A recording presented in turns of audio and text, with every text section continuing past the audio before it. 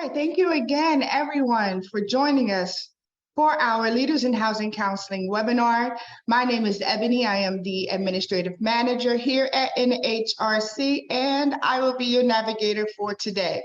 Before we get started, there are a few things that I want to go over with you all.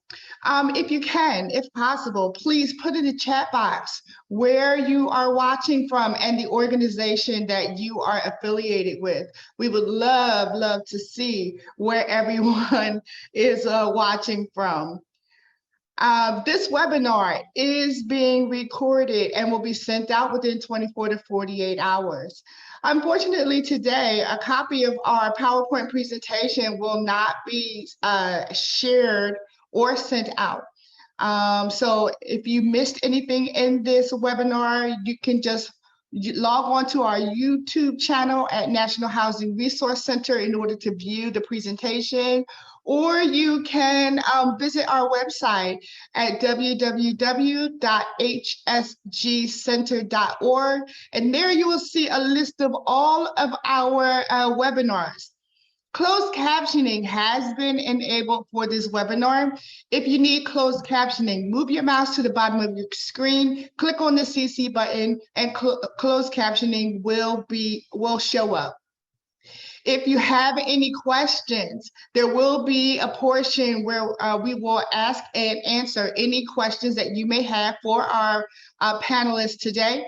We ask that you please put your questions in the Q&A box and not the chat box. We don't want your questions or comments to get lost in the scrolling chat box. So just add your questions to the Q&A box. All right. Let's see. We also celebrate National Hispanic Heritage Month. So between September 15th and October 15th, NHRC is celebrating this month. And we kicked off our celebration by having a Leaders in Housing Counseling a webinar on the Hispanic Home Ownership Report. If by chance you missed that webinar, you can again log on to our website to view that webinar. We'd also like to congratulate our Executive Director, Bruce Dorpalin, on receiving the Home Free USA Housing Advocate of the Year Award. Bruce, we congratulate you and we thank you for all of your efforts, all of your tireless work that you have done to support the housing counseling community. So if you can, please put in the chat box a resounding congratulations to Bruce. We are so proud of you, and we wanted to acknowledge you on this day. Okay, so now I'm going to turn it over to Bruce, and he will take it from here. Thanks, everyone. Well, thanks, and a little surprised by all that, but thank you. Yeah, it was terrific Home Free conference, and thank you for the shout out just now. We'll keep plowing the fields the way we do. So quick overview, we're going to do NHRC updates. I'm going to talk to you a little bit about what we're planning on leaders calls and ask for your help there. So be thinking about what we should do in the leaders calls and how your organization might contribute to it. And then we'll touch very briefly on Section 8 vouchers, homeownership vouchers, FHA and housing counseling and the meetings we're doing there. And just a reminder about the private equity companies that are institutional investors and some of the challenges there and things we're trying to think about there. Christy will give us an update about what's happening in Congress. Eric about our jobs programs and trying to bring more people into the housing counseling field. LA will have a whole bunch of updates around updated servicer list and loss mitigation, the surveys coming out, and upcoming webinars that we've already got planned. But the main bulk of this call will be with our friend Kathy Cummings from Bank of America, who's been on our calls before, but this is their new product on their new mortgage product, and highly innovative, lots of valuable things here. And this will be an opportunity to do a deeper dive and hopefully get your questions answered and figure out how we all can can leverage this opportunity as it rolls out around the country. And we'll have plenty of time for questions on the call, so be geared up for all that. So let me just dive in quickly here.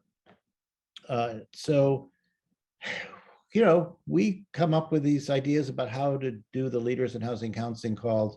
We're not really a training outfit. You have such excellent groups that are doing training. What we're really trying to do is figure out the gaps and the cutting edge issues, or maybe the bleeding edge issues in our field where we can be helpful. So when there was the student loan crisis, we went and did all this work around student loan issues and how to counsel on that. And now plenty of other organizations are doing great work in that field. We only would provide the latest updates. But, you know, technologies, opportunities, innovative work done in the field that we want to feature that other groups may be able to learn from, the latest in government policies, the latest in lender policies, how to do credit, all those kinds of things. We want to always be trying to give you the latest information and tools and opportunities. We also want to do some step back a little bit and just talk about policy issues, find out from you in the field how these things play out and what we should be working on with the administration or in Congress. So with that in mind, we've been kicking around a few ideas and wanted to open them up too, so that you might tell us what you're doing in your organization, or maybe you've got an area expert in your locality. Maybe it's an academic, maybe it's a legal services attorney, but somebody who's really got hands-on experience on some of these issues, that we can get a variety of voices in here about what's most effective. So a couple things we're kicking around. Let's go back to that slide that we were just looking at for a second. So one is on credit reporting in the future. So credit reporting is changing a lot. And so there's a move by some lenders to go into people's checking accounts and to document what's being done there in terms of timely payment. There's Fannie and Freddie, and now just very recently Fhfa are working on incorporating rents, and rent doesn't get typically reported at the credit bureau, so there's ways to document all this. That's very interesting. There's a company out there that is trying to get lenders to sign up to, when they have a decline, to refer that to a housing counseling agency, so that they can keep the person, make them viable again in the mortgage market. There's probably other things too around electronic. Oh, there's ones where the credit bureaus offer a service where you can bump up your credit score by capturing some information from your accounts. So all these things are in the mix here. And so we're very interested in bringing people up to date about what the state of the art is, what should the consumer protections be, what should we be telling clients about what to do, what do you do with people who are essentially in the cash economy or paying their rent through money orders, you know, all those kind of things to make this useful to you. So if you're working in this field and have information, please share it with Ellie and me. The domestic violence and human trafficking. So HUD has raised that they are thinking about how there's some awareness that could be put into the housing counseling protocols. Not that we would become domestic violence counselors, but more that we might be able to refer people to appropriate places. What are the resources you need? I bet there's groups out there that are doing this work right now that could help us both think through what the best strategies are and also kind of make people aware of what the triggers are, what the red flags are, how to respect people's privacy, all those kinds of things. So, you know, if we've got resource people, let us know whether you're whether it's in the housing counseling field or outside of our field. So I-10 mortgage loans, so those are people who don't have a Social Security number, but are residents and undocumented residents. How do we counsel for them? What are the available products? There's a long history of I-10 loans being made and actually performing very well. And many people, there's 11 million people out there who are undocumented. What's the state of play today? Are you providing counseling? What are the nuances to this? What do you tell people? All that sort of thing. So, you know, and it's generally in working with undocumented people in a number of populations. And we're interested in both people who are from Latin America and Central America, but also we know there's undocumented people from many other continents around the world in the United States. And so what are the services that others need as well? And then on climate change and housing counseling, you know, it's a really good question about what role we can play. There's an ESG score. It's an environmental score that a company provides for somebody who might be selling or buying a house. There's groups that are doing how to prepare yourself for the environment, doing some counseling in that field. You know, I don't know, it's an open door. What should we be doing and what can we be doing that will help make our home buyers more aware and more resilient in going in the future. And maybe you have some ideas of other things we should have as topics, but these are the ones we're kicking around right now, and love to crowdsource your information. If you've got ideas that we could people we could invite, or if you're an expert in part of it, just because you've been doing it for 5 years and know a lot about whatever the topic is, you know, please reach out to us and help us figure out what the best panels are and resources, and also resource materials. Sometimes we found that if we can give you all a package of things that you can use as references, those are helpful too. So the other quick updates, next slide, please. So we're trying to aggressively reopen the Section 8 homeownership voucher discussion. So, you know, as there are rental vouchers, there are also homeownership vouchers. The same subsidies can apply. And it's a badly underused program. We've talked about this repeatedly. We have a working group working on it right now. There's a little glimmer of progress in the HUD acknowledged the value of this in their in building assets memo that came out recently, and it's and the valuable thing here was that they acknowledged that it needed reform, and we're going to work with the Office of Housing Counseling, and we've got a whole resource group of housing authorities and counseling agencies and advocacy groups that are very interested in this topic. And I met twice with HUD without seeming to make a ton of progress, and we're really trying to get the new leadership now to engage with us more. So if you're interested in that topic, you should email me. And let's see, on FHFA and housing counseling. So we had our meeting with Sandra Thompson that went very well. And this morning we met with James Wiley and Lita Bloomfield at FHFA. They are they're responsible for fair lending supervision.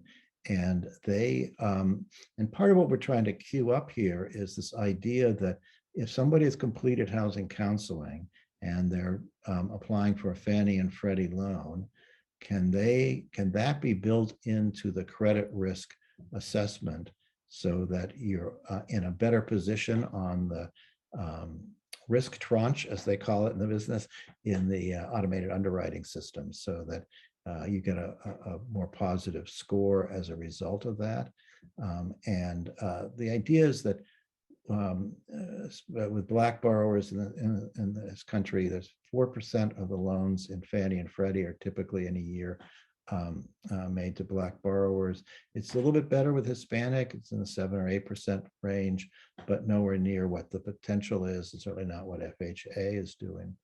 And part of that reason is that they view people with low down payments, very typical people coming from lower wealth communities and people of color, and who have good credit, but not 740 and above, that they're looked at as a higher risk, layered risk loan. And we would like to have housing counseling be viewed as a compensating factor to make that happen. And then it's built into the automated underwriting system.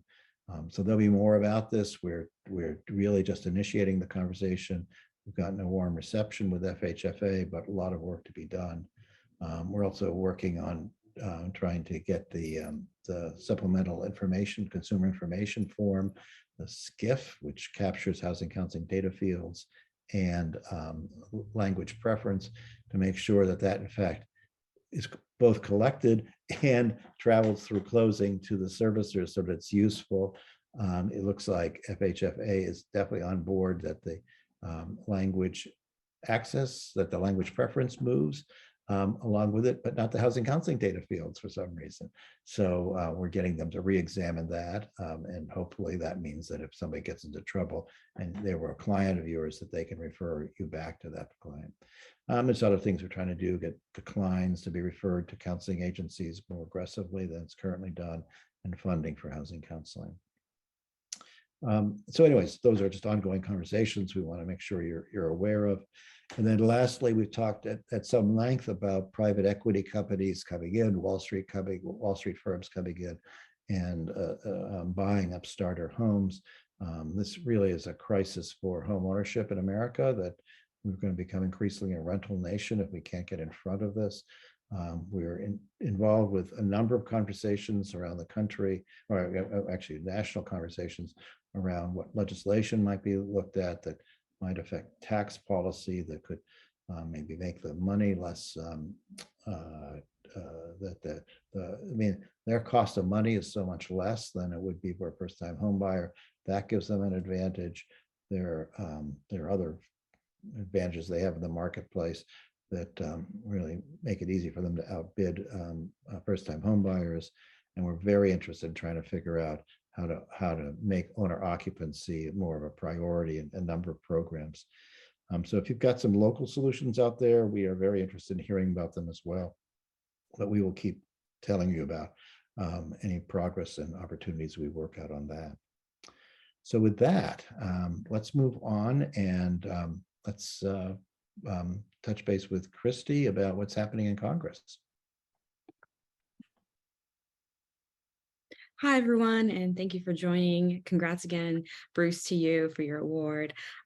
So as far as FY 2023 appropriations, right now, Congress is working to pass a continuing resolution ahead of the deadline. The new fiscal year begins October 1st on Saturday, but they're working to pass a bill by midnight tomorrow. So the Senate actually voted to move forward with a continuing resolution on Tuesday, but there's still some more legislative steps before that happens.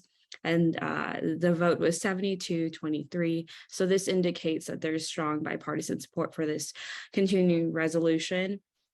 Some interesting things that the bill currently has is it includes $2 billion towards funding of unmet needs and disaster recovery assistance, and $1 billion toward heating homes this winter through the low income home energy assistance program. So this is great news. And the House is set to take this bill and pass it before the deadline, so to avoid the government shutdown. So we may hear more on the actual final spending bill for FY 2023 after the election. So right now, congressional members are really focused on heading back into the campaign trail to secure their seats and come back and then work on the spending bill. But we will keep weighing in with different legislative offices to ensure that they know we're requesting $70 million towards the Housing Counseling Assistance Program.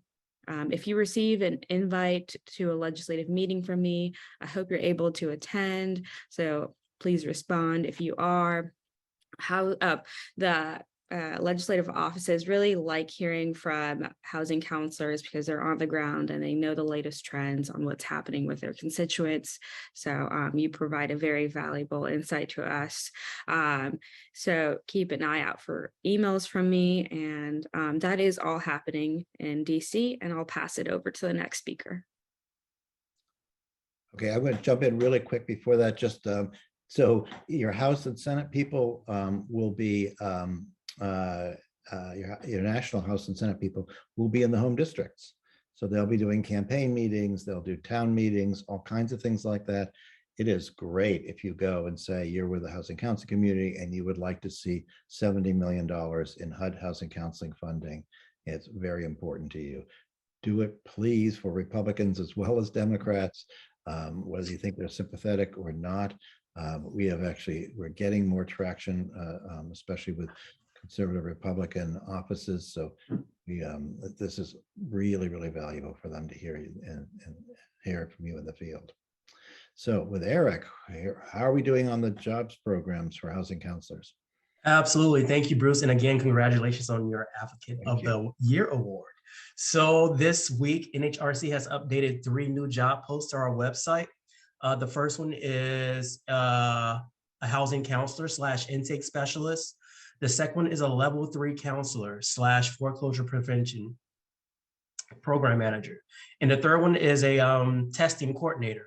All 3 positions require you to be HUD certified, and all 3 positions are located in Riverside County, California. Next, NHRC will be attending the Cheney University Career Expo October 12th from 11 a.m. to 2 p.m. There we'll be speaking to students, trying to get them involved in housing counseling and to get to be a certified housing counselor. And finally, as always, don't forget to follow us on our social media platforms.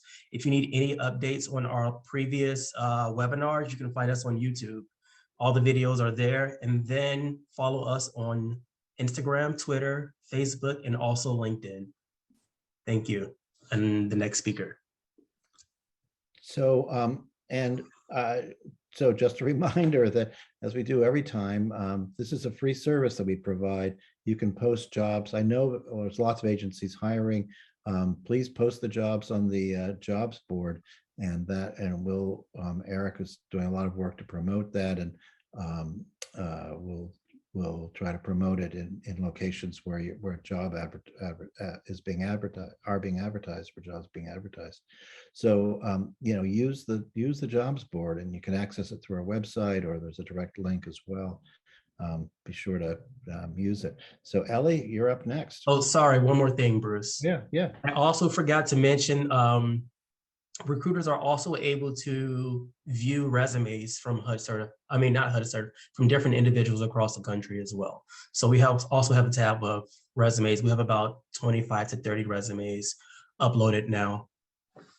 Oh, good. So those are people looking for jobs, and I assume some of them are certified already, right? Yes. I would say that's a valuable resource. Cool. All right, Ellie. And I'll just add one more thing about that the outreach efforts that Eric is working on, for example, the Cheney University Career Expo, those folks will be receiving a QR code that they can then go to the job board and post their resume. So we're encouraging folks at these career fairs to post their resume as well. So be on the lookout for folks that you can potentially reach out to hire. But you got to get your job up there so they can see it. So don't hesitate. So just a couple of things that I wanted to bring up today. The servicer escalation list that we maintain on our website has been updated. So there are some changes. Specifically, there's a little bit of an update to the Ocwen PHH contact for escalation. Some tweaks to the contacts for Mr. Cooper, and then a total change to the contacts for US Bank. So Make sure that you are, even if you print out the list, make sure that you go back to our site to check it and check the date that is listed when you pull up the list, because then you'll know whether you have the most recent version. And also make sure that you are letting me know how these are working for you. I want to hear the good, the bad, and the ugly. The reason that I ended up getting the US Bank updated was because a housing counselor let me know that none of the links or phone numbers were actually valid anymore. And so I reached out to CFPB and they got me new information. So make sure you let me know how things are going. And I do also want to hear the good stuff. If you're having a successful escalation process with one of the contacts that we have, I'd love to hear that as well. If you don't have the link is going to be in the chat to this list. If you don't have the password, because it is a housing counselor only resource, send me an email and I will respond to you with the super secret password that is for HUD approved housing counseling agencies only. Okay. So the loss mitigation survey report, some of you may remember back in early July, I sent out a survey just asking you a few questions about where you were at with loss mitigation. We finalized all of that and put together a report, and the link to that will also be put into the chat. But just a couple of things, and I will let you know, other than the folks at HUD, you all are the first to get access to this report. Some key points that are in the report that I'll let you all know about. For those that responded, most of you are seeing an increase in requests for foreclosure prevention assistance. I anticipate you're going to continue to see that. I keep kind of hearing that in the wind, that there's a little bit of an increase because particularly in this rising interest rate environment, the loss mitigation tends to not be affordable for folks. So this is causing some issues. Also, you noted that the biggest delay that you all are seeing with servicers is related to repeated requests for documentation. And as a housing counselor used to say to me, that is so 2008. And then, no surprise probably to most of you, SPS continues to be at the top of the list for complaints. And again, there is an escalation for SPS in our list that is relatively new. We've only had it for a few months. So I'd really like to hear from folks if that escalation option is working. And with that, I'm going to hand it back to Bruce. Oh, I'm sorry. Don't forget about that. Our next webinar on October 20th, which is we'll have with Savvy and Student Debt Crisis, all about the new student loan forgiveness plan. The application is due to come out in early October, and they'll review that application and make sure that everybody understands how to properly fill it out. And now I'll hand it back to Bruce. Excellent. Thanks so much. And we brought up, so we had the consumer advocates, the National Consumer Advocates had a meeting with Rohit Chopra, the head of the CFPB yesterday, and we did bring up this study as a piece, so we want to make sure to get that to the CFPB as well. So you're responding to these surveys is exactly what makes this work, and we did single out SPS as an ongoing problem. So on the better news front here, Bank of America, as I'm sure everybody's aware, has rolled out a new mortgage loan product. It has a number of innovations and things that will be valuable for our clients. Kathy Cummings is with us from Bank of America. She's the Neighborhood and Community Lending Senior Vice President. She's an old friend of our work and our organization, and many of you know her and have worked with her. And so we're very interested in hearing the specifics, and we will have plenty of time for questions and answers. So definitely put them in the Q&A box when you think of them. Don't wait till the end. All right, Kathy, welcome, and thanks for being here. Thank you, Bruce. I tell you what, this is something that we have been working on for over 18 months. It takes a long time to get a special purpose credit program issued into the marketplace. So lots of internal battles, lots of external battles. So, just getting this product out to market has been a labor of love. And, you know, we could have taken the easy route and gone a different way with this, but we wanted to be intentionally progressive. Listening to the feedback from community partners is at the core of what drives new innovation for the bank. So, Ebony, I think you're driving. If you could go to the next slide, please. Oh, next slide. So, you know, under our community homeownership commitment, this is something that we issued back in April 2019. So in 2019, we realized, based upon our community feedback, that Bank of America, you need to do more. So we have several different components that fall under our community homeownership commitment. We started out and made a $5 billion 5-year commitment. And something happened. We ran out of money rather quickly. So we decided to triple that to 15 billion. So now we sit at 15 billion. One of the things I think is important is providing updates. So we're going to go through that on the next slide. But I wanted to just kind of cover off the components of the community homeownership commitment. Not only does it have our America's Home grant, that's up to $7,500 to cover non-recurring closing costs. And this is available in our entire Bank of America footprint.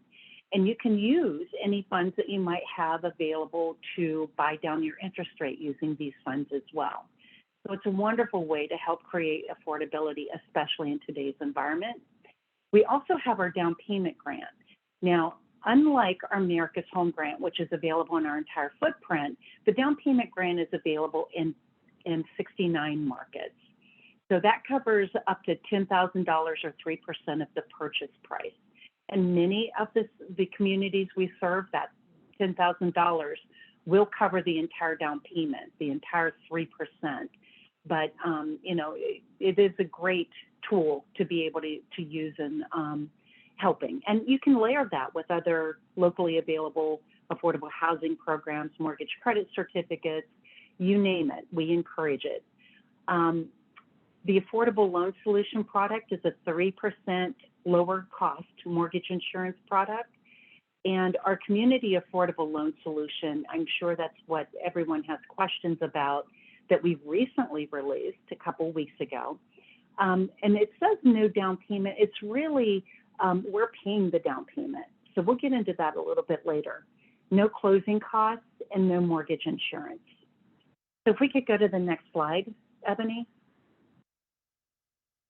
All right, this is our update. So here we are, we're sitting in October, well, almost October 2022. And we wanted to give you an update on where we're tracking against our 15 billion commitment. So right now we're at 9.7 billion that we have been able to lend against the 15 billion commitment. So we're well on our way to meeting our expectation of delivering the full 15 billion by 2025. Now, that being said, people are asking me, all right, once you reach the 15 billion, does that mean it's all gone? Once you get to 2025, does that mean it's all gone? We don't foresee that happening. It just means we have to go back through the approval process to extend it. You know, if it were up to my team, we would say this is the right solution for our community. So, you know, we work at a bank and we have, I know this is going to be surprising, we do have attorneys here, and they make sure that we run everything through our governance routine. So that is why we have a cap at 15 billion at 2025. To date, we've been able to put over 37,000 home buyers into homes using this program. And we have forgiven at closing, 361 million in down payment and closing costs. So I just wanted to give you an update of where we're tracking, because I know that sometimes, you know, numbers are thrown out there and you never hear a follow-up, what's going on. But I also wanted to point out that in addition to our affordable loan solution, we've got FHA financing that we support. We've got VA financing. We have over 1,200 other down payment assistance programs that we support across the country. And in addition to that, on the far right, you're going to see that we have expert advice, guidance, and strategic relationships. So We have community lending officers that are placed across the country. Their role, it's not a commission-based role where they're out trying to close deals. They are taking whatever time it takes to meet with the clients, understand their needs, help them get into the hands of the housing counseling agencies to get them mortgage ready. So I heard you talk about introducing non-mortgage ready applicants to housing counseling agencies. So the way that we have the process set up, our internal play, if you will, is if you're unable to issue a pre-qualification to a borrower, or if they get a declination, which is the worst case, instead of telling that borrower can't help you, have a nice day, let them know that there is hope, that there is a way on their path to home ownership by introducing them to a HUD-approved housing counseling agency. And we have this going on across the country today. We have our fee-for-service program that many of you already participate in. And we'll talk a little bit more about that later, but that fee-for-service program helps us help you with educating the community and getting them on the path to home ownership. We also have our Bank of America Real Estate Center. Now, this is, not horribly different than any other multiple listing service that might be out there like Zillow, Redfin, et cetera. However, we have tagged the properties that may qualify for our grant program. So this would be both the community homeownership commitment grant with the closing costs and down payment grant. And our new product is also tagged. So we'll get in more to the property criteria, property qualification later. But, if we have time, I would love to show that to you as well. So in addition to that, we intentionally found a borrower in the Los Angeles market because, a lot of the feedback is, okay, that's great for Ada, Ohio, but that's never going to work in Los Angeles, California in a high cost market. So you're going to hear about a home buyer who is an English and Spanish teacher and he teaches music at a school. And he went through the process of getting both our 3% down product, both of our grant programs, and used two other affordable programs to get into home ownership in March 2020, right before the COVID shutdown. So as a school teacher with 5 children and a wife, I often call him my happiest client ever because he was elated to be able to have a home of his own after trying for years to become a homeowner. So it's an incredible story. Ebony, if we could go to the next slide, please.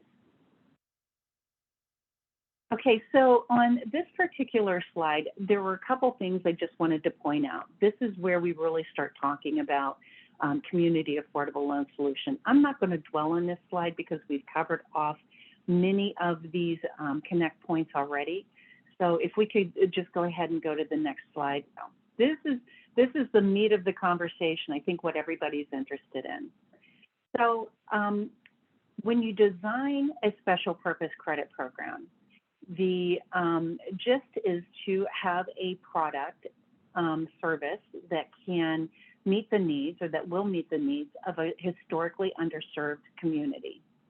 So as such, we decided to launch this as a pilot, and we are gathering our learnings that we have so far from this pilot, and we'll be continuing to capture those learnings as we go through. I think we would have broken our organization, I'm not going to lie, had we done this on a national level. The markets that this particular program are available in right now is Charlotte, Dallas, Detroit, Los Angeles, and Miami. And the qualification is that you must be purchasing in a census tract that is greater than or equal to 50% Black, African American, Hispanic, Latino. This is a first-time home buyer program. You will see the credit qualifications here. So 12 months of history on a total of 3 trade lines or non-traditional credit. You have to have at least 1 currently open trade line or credit reference. And all applicants must not have had any late payments or any trade line or credit reference and the last 6 months of the application date. And a written explanation is required for any late payment in the last 12 months.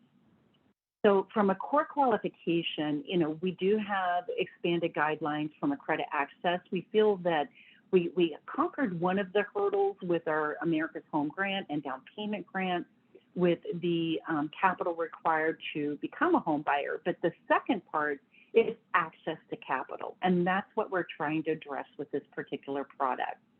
Now, you can use, of course, your monthly rental as your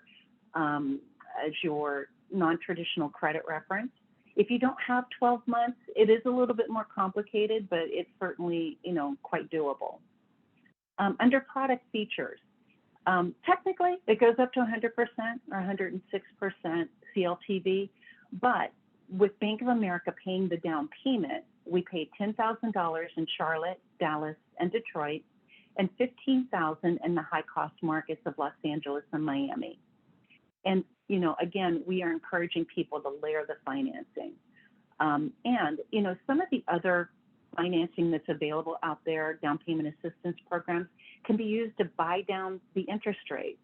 So we're asking our sales team and the participating nonprofit partners who are working on this product to, talk to the borrowers about what might be more advantageous, putting it towards the down payment or buying down the interest rate. This product does go up to 150% of the area median income, and the loan limit is $647,200 for a one-bedroom, and it is because of Los Angeles is a high-cost market, it does go up. It's over $900,000. I don't remember the exact amount, but Los Angeles has a higher loan amount limit. There is no minimum credit score. However, this is one of the misnomers. Credit is required. Credit is important. We want to put people in a sustainable home ownership. We want to make sure they keep that home after they get it. So even though there's no minimum credit score, they do have to be able to demonstrate that they understand repaying responsibilities when it comes to credit. There's no mortgage insurance. Now, there's no minimum cash reserves for applicants with 12 months of housing payment history. But I will say that, one of the things that we're working with our housing counselors on is we feel that that demonstrated savings pattern is important for home ownership. So, we're hoping that they just keep that cash in the pocket rather than put it down on the home. The other thing that we've seen in the past is people empty their 401ks and IRAs to become a homeowner. We want them to keep that in their retirement accounts, not put it down on the mortgage. But, we're encouraging people just to keep that intact and, continue their savings pattern. The maximum debt to income is 50%. So you know how this works. Although it says 50%, every borrower, every situation is going to be different. There's going to be compensating circumstances, but 50% would be the absolute maximum. Now, we do have enhanced home buyer certification. So it's a select group of our Connect to Own program providers that we've reached out to, many of which had an NDA before we even started, a non-disclosure agreement stating, all right, talk to us about this product, get our buy-in, and before the product launch. And the reason we did that, we wanted to just do a sanity check. First of all, does this product meet the need of the community? Are we on the right track? But also, what are we missing when it comes to the certification process and the requirements for this certification? So we have created specialized co-branded certificates of completion that is beyond the homebuyer education. So in addition to the homebuyer education, the borrower has to agree to go through one-on-one counseling.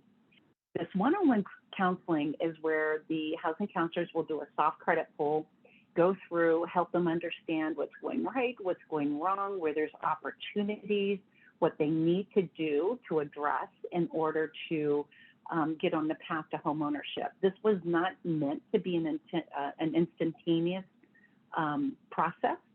So we don't care if it takes a week or if it takes a year. Work with the borrower as long as you need to make sure that they're going to have sustainable home ownership. This includes asset liability and credit evaluation, putting them on an action plan, working with them on a monthly basis until, you know, they've demonstrated those savings pattern behaviors and that spending behavior that you're looking for. I was talking to several housing counselors. We did a community roundtable in Los Angeles this week. And, you know, part of the conversation is when people don't have a goal, they're not mindful of their spending. So once people realize, hey, I could be a homeowner, then, you know, self-selecting into homeownership and understanding what you need to do to achieve that goal can be the motivator that you need to change your spending habits. So, you know, just putting them on a different trajectory and getting them on the homeownership path is what we're looking for. So after they've gone through this counseling process, and oh yes, by the way, we know we're asking a lot. So we have increased the fee for service for this particular product with the participating housing counseling agencies. We're doing an addendum to their standard connect to own agreement. And yeah, we're well on the way to this. The other thing that we've asked them to do is after the loan closes, we will notify them that, you know, borrower XYZ has closed their loan. And please reach out to them monthly for 6 months to do that wellness check-in. And so, you know, overwhelmingly, everyone has agreed to that's a good best practice to do that. And then for the next 18 months, reach out to them quarterly, just checking in. And the intent there is to put it top of mind and make it crystal clear that the borrower knows who to go back to should they ever have a life event that's causing them any issues and hiccups that would make them not be able to make their payments. So we've got a couple of things in place that we feel are going to help this program be successful over the long term. Next slide, please, Ebony. All right, this is, I'm not going to spend a whole lot of time. You all know this. It's, you know, really about layering. And you guys know, because you do this every day, how to layer financing. So if we could go to the next slide, Ebony, we'll kind of skip over this. All right, so another question that folks have is, how do we know which programs Bank of America supports? We use, or we have put our most frequently used programs out on what we call the Down Payment Center. And what I will get you, Ebony, I'll send you the English and Spanish version of our community homeownership commitment that has links to all of these resources. So out under the Down Payment Center, you enter your state and you'll be able to pull up the most frequently used, but if you're working with a lending officer, or you can just reach out to us, you know, we can help you figure out which ones we have. If you know of other programs, we approve these all day long. So, you know, if there's something that we're missing that you think would be a great offering, send it to us and we'll see if we can't get it approved. The only reason we wouldn't be able to approve a program, by the way, is if we couldn't systemically support it, or if it was fell out of guidelines within our credit underwriting guidelines. So those would be the only two reasons. Next slide, please. All right, so this is the First Time Home Buyer Edu series that I was sharing with you earlier. So this really just kind of talks about, you know, how you go through the process. So when you link out to that and you go through, it's very short videos, and it's just, you know, us talking to both the lending officer, who that Dr. Soto actually happened to have the conversation with, and you know, what the process is like. So next slide, please. All right, so this is where we get really excited, the Real Estate Center. You know, I think that it's one thing to say we offer X, Y, and Z, and this is go out to the FFIEC tables and you need to look for this and da-da-da-da-da. that makes it so difficult. We wanted to make it as easy as possible, not only for our partners who are helping consumers, but for the clients who, this is a brand new process to them. They're first-time home buyers. How do they know which properties may qualify? So you can see over on the left-hand side, there's different symbols indicating different program availability. So I wish we had a little bit better distinction between just America's Home Grant or America's Home Grant and the down payment grant. But we also have a unique one that is for the Community Affordable Loan Solution product. Now, again, that is our special purpose credit program that is available in the 5 markets that we're testing right now. And Real Estate Center, you can filter on show me just the properties that qualify for the grant. So if you know that you're working with a borrower that has to have the grants in order to qualify, they would be able to go out there and help with their shopping experience. Next slide, please. All right, and then Connect to Home. So, I know many of you are Connect to Home providers with our network. If you aren't and are interested in learning about it, if you email us, we can be reached at homebuyereducation@bofa.com. It's homebuyereducation@bofa.com. And so through our Connect to Own program, there's really no restrictions. If anybody comes to us and they say that I just want to learn more before I commit to purchasing a home, or they go to you and they say, I want to learn about home ownership, and they happen to end up working with Bank of America, either way, we go through a process where we look at those certificates of completion each month, and then we'll notify you we got the application. So we pay on applications. It is a $300 fee for service across the country. But, we're constantly looking for, more providers to help more clients out in the marketplace. And like I said, we do have an enhanced fee for the 5 markets for our new product, but it's just for the new product. The other thing I wanted to make sure I mentioned is that, in addition to what we do with the community homeownership commitment, the Community Affordable Loan Solution, we also support the Neighborhood Assistance Corporation of America, the NACA relationship. We've got a $15 billion commitment with them as well. So through that relationship, we are focused on helping underserved communities. So when we look at the benefit of what NACA brings to the organization, it's very high, low to moderate income home buyers, LMICT census tracts, also multicultural census tracts, and multicultural home buyers. So they do a great job out in the community, small but mighty, but they are doing a great job for us as well. But I did want to mention, I don't know if any of you have worked with someone who might be able to benefit from their programs, but they're even more progressive than the programs that we offer. So, if you have somebody that has just really struggled to get into home ownership, that may be an avenue for them. All right, I think we might be at the end now, Ebony. Anything else? Yep. And thank you for joining. So I know that we have some questions in the chat room. And the first question is, are you planning on expanding this mortgage product to other places in the USA? And the answer to that is absolutely. We've got to get through our test and learn.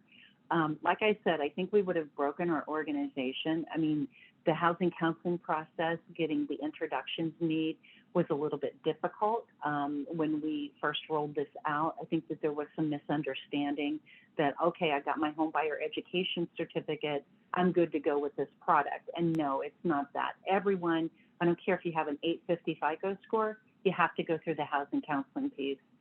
We're asking those housing counselors to certify that from their professional opinion, these home buyers are ready for home ownership. Do the home buyers have to be in? Kathy, I'll read the Yep, questions for you. I'll read the questions for you. First and foremost, can you repeat the email address that you mentioned earlier? Sure. It's homebuyereducation@BOFA.com. Thank you. Thank you. Okay, so the next question that was in the list is, do the home buyers have to be in those specific cities or counties? So they have to be purchasing in those specific, it's in the MSA. So it's Los Angeles, MSA, Miami, MSA, North Carolina, Charlotte, North Carolina has a broader MSA that dips down into South Carolina. All of those counties are eligible as well. So I think that, for example, if I live in, I live in Schenectady, New York. If I want to purchase a home in one of your areas, I can do that, as long as I'm eligible financially and I'm a first-time buyer, correct? That is correct, as long as you Okay. purchase in identified census tracts. Okay, great. Okay, why is the down payment grant still restricted to 69 markets, and can it grow to the Bank of America footprint? Yeah, so we're constantly looking at that. So as you can imagine, one of the things that the bank uses is a lens of, where are we doing a good job? Where are we not doing a good job?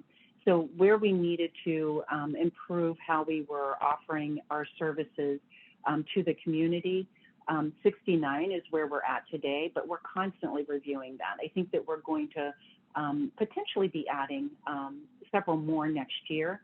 Don't really know what those markets are yet. There is, again, it's back to the governance routine. There's a framework that a market has to fall within to be eligible for the down payment grant program.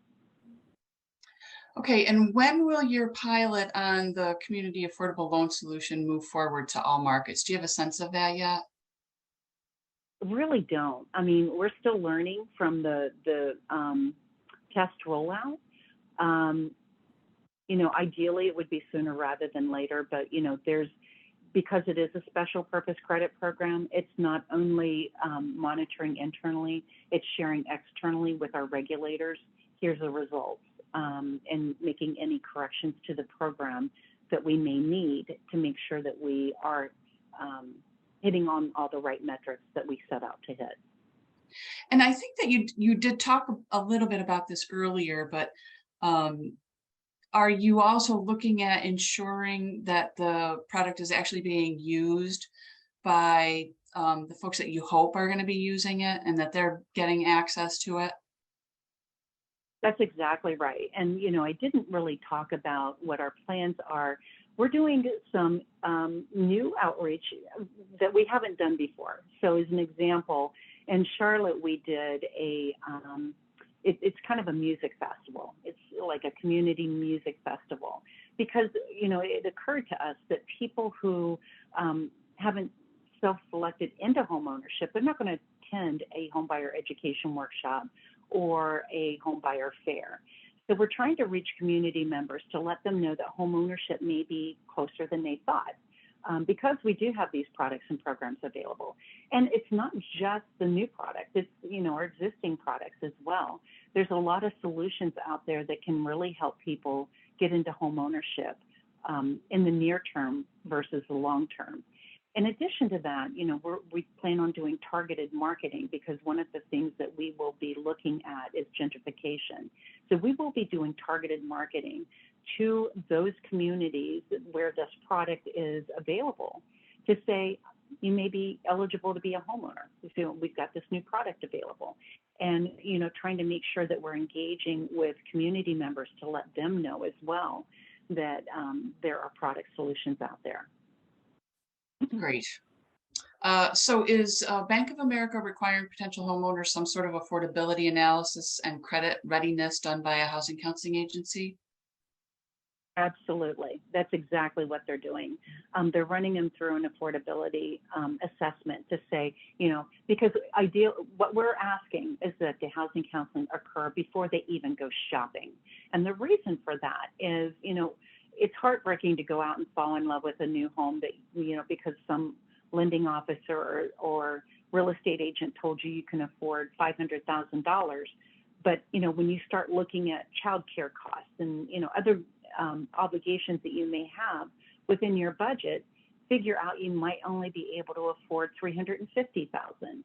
So ideally, absolutely, get them through the affordability assessment. That's part of what our housing counseling agencies are doing.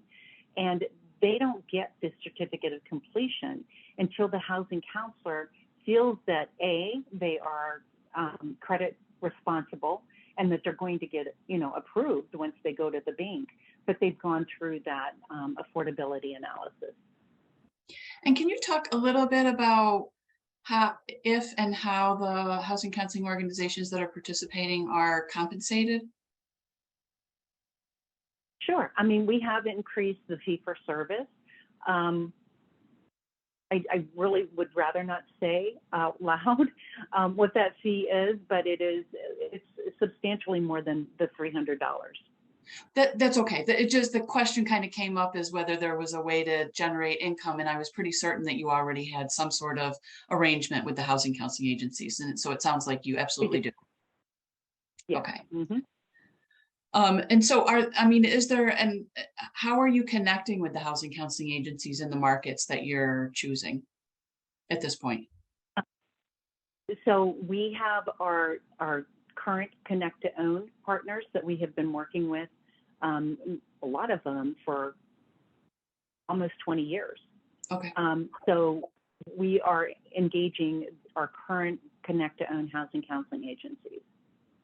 And so the best way, if a housing counseling agency wants to partner with you, the best way is to reach out to around the Connect to Own program. Absolutely. Yeah. Okay. All right, great. Okay, so this is a little lengthy here, but this person said they've noticed that in the Dallas area, with interest rate and home prices increasing, the 80% AMI buyers, even with 40,000 DPA, can't afford more than 235 to 240,000. And their lowest prices start at 275 and are the less expensive. HUD needs to increase income limits whereby 80% AMI is still workable with affordable housing. So I think the thought is 80% AMI needs to be different in order to make it so that folks can pay a higher price. But anyway, she's asking what your thoughts are for a solution around that. I couldn't agree more. I mean, I think that, when you think about the area median income and the current housing costs, it is out of whack. So that's why we intentionally put 150% of the area median income on our new community affordable loan solution. Under our standard affordable loan solution product, it's 80% if you're purchasing in a middle to upper income census tract, but it's 150% if you're purchasing in a lower to moderate income census tract. Because we do understand that affordability is off a bit. So we're working within the confines of what we can as an institution, but I see this and it's frustrating, right? So you've got a home buyer who's done all the right things and they just can't make the numbers work. Don't know what to do about the external down payment assistance programs. The only thing that we can control are our own internal grant programs, but I'm feeling you there. I totally agree with that. Okay. Maybe. I'm sorry, go ahead. I said maybe Bruce can help you with that, with the advocacy on that. So what is Bank of America's reasoning behind limiting borrowers to a specific area for purchasing the 50% Black and or Hispanic communities? This person says they find when lenders place this limit on down payment programs, it limits those who may want to move to other areas in their city or county that don't fall under that designation. And that's a very fair question. I think that we get this a lot. This is the most asked question. So my answer to this is a special purpose credit program. And it is designed to really meet the needs and revitalize, the Black, African American, Hispanic, Latino communities. That is specifically what this carve out is. However, our other community homeownership commitment, like I said, 3% down product with a $10,000 grant from Bank of America in many of our markets, really goes a long way. And we encourage the layering of the financing. So under the confines of the Special Purpose Credit Program, this is how we designed the program. Not sure what to say other than that. There are other solutions if somebody doesn't want to move into those particular communities.